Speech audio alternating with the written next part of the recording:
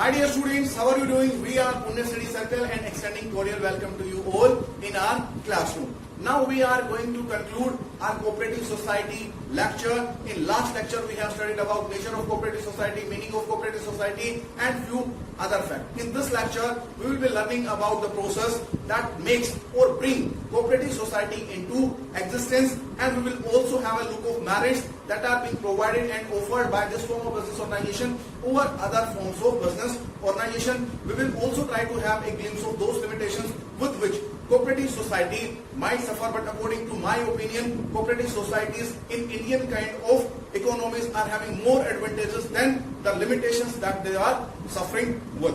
Very first, I will tell you the meaning of cooperative society in the words of international level organization, how they define it.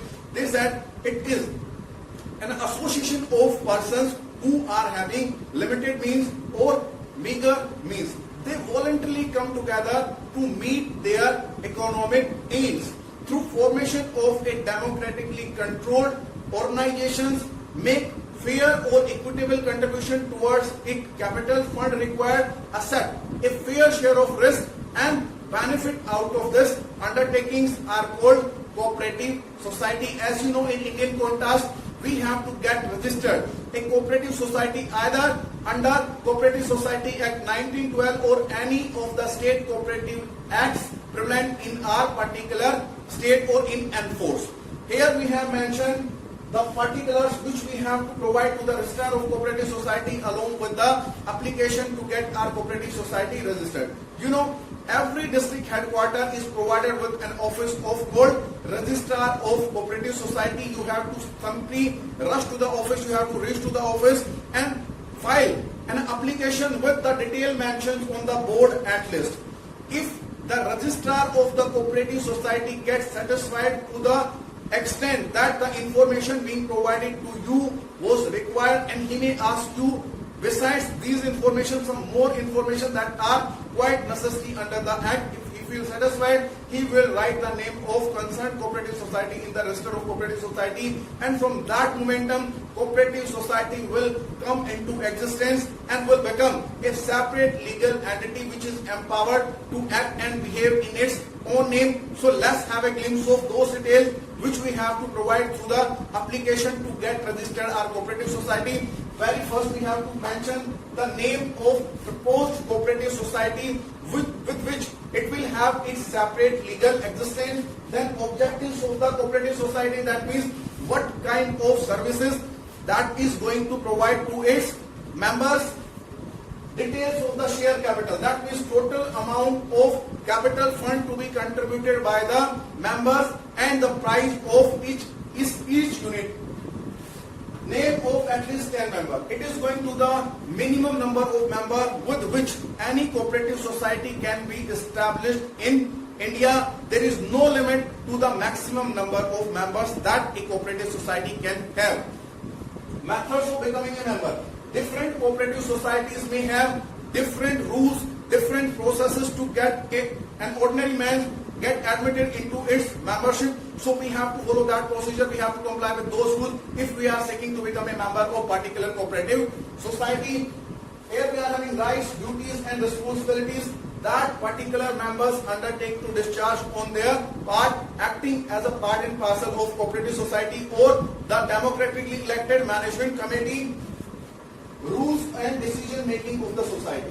Yes, the management committee or the members of cooperative society themselves may determine in the deed of cooperative society that how the decisions will be made, what will be the method of voting that will be adopted in general meetings and meetings of management committee. All these things are being mentioned. Besides the name of office bearers, like who is going to be the president, his rules, his rights, his authorities, his duties, vice president, secretary and treasurer. These four main offices have to be compulsorily in the management committee of the cooperative society. President is the one who is going to preside over the management committee's meetings. Vice president is that one who has second higher authority to preside over the meetings of management committee. Secretary is that person who defend cooperative society in legal affairs and having responsibility of making correspondence with the external party, and treasurer is the one who has key to the fund of the cooperative society. That means without his approval, no fund can be withdrawn from the exchequer of the cooperative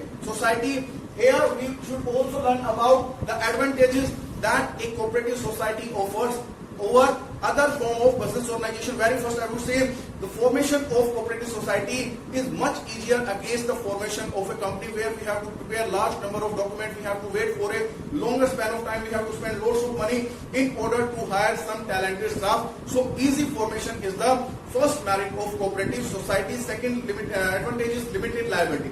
The members of cooperative societies to have limited liability. Their liability remain contained to the extent of shares subscribed by them. Finally, stable existence. It means the arrival, departure, insolvency, lunacy, incapability of members do not have any effect on the existence of cooperative society. Like company form, business organization, members come in and members goes out, the cooperative society is not going to get affected any way.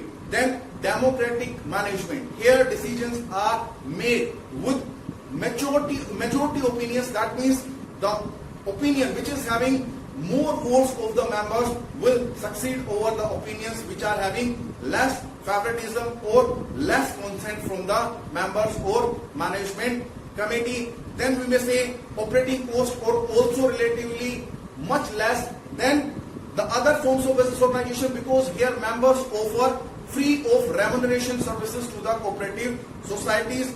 We can also have tax advantage here, because cooperative societies are exempted from income tax, stamp duty, registration fees, etc. So tax exemptions are always available at the disposal of cooperative society.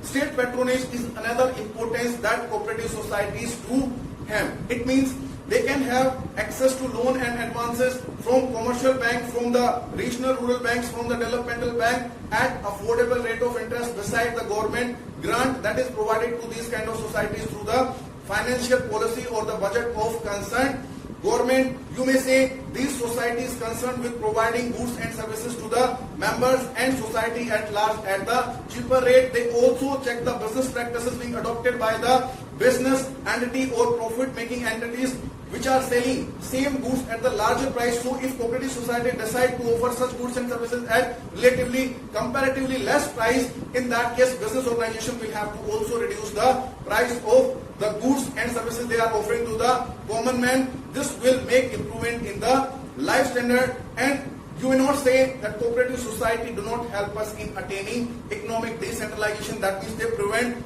accumulation of wealth in few hands. All these are the advantages that cooperative societies do have. If you are talking about limitation, yes, they are having lack of capital because they are organizations which are sponsored by the people who are having very limited means at their disposal. Not only limited capital, they are having lack of motivation because these organizations are not having any division of profit, lack of secrecy because large membership always concerned with the compromisation on the secrecy part, and management skills is also not being possessed by those people who are forming these kind of society. That means they are not highly educated, not are having management degrees, and they have not had any kind of marketing experience. That this is going to be lack on their part. Then their most of trading affairs are conducted in terms of cash. There are nominal trading on their part, that they are having own credit, interventions by the government in terms of nominating members in the management committees, and having much difficult set of rules to control the behavior of